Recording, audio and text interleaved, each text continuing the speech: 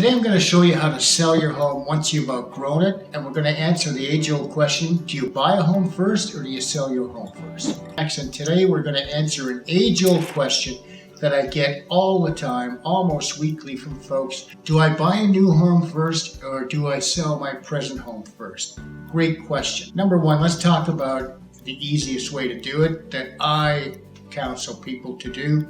We want to get an offer on our home first if we can, so that when we're out looking for a home, we can now be considered what's called cash buyers. We don't have to have an offer that's conditional on the sale of our home, because when we approach a home seller and we make an offer on their home and we put what's called an SPP condition in it, or conditional on the sale of the buyer's property, no home seller really gets excited about that offer.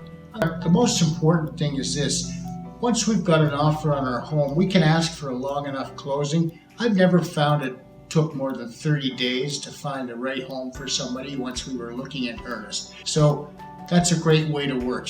Get an offer on our home, go out buying right away. We buy as a cash offer. We don't have to make an offer conditional on the sale of our home, which if it's accepted and they get another offer, we can get bumped off that home anytime.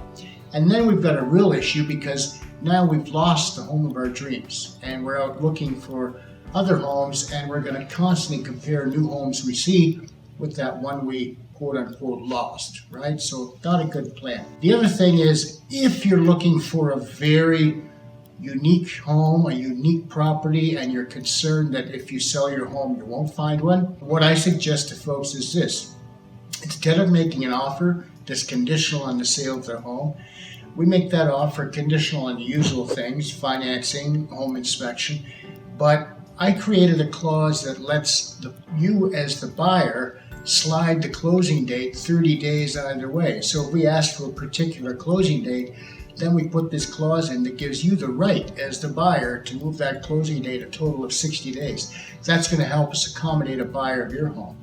And the whole thing is, we really want to avoid making an offer on a home and having to have a condition on the sale of our home.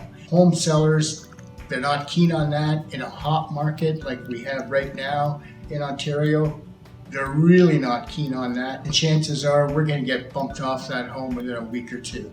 And we're going to be heartbroken and looking for another home to replace our dream home. Not a fun situation. But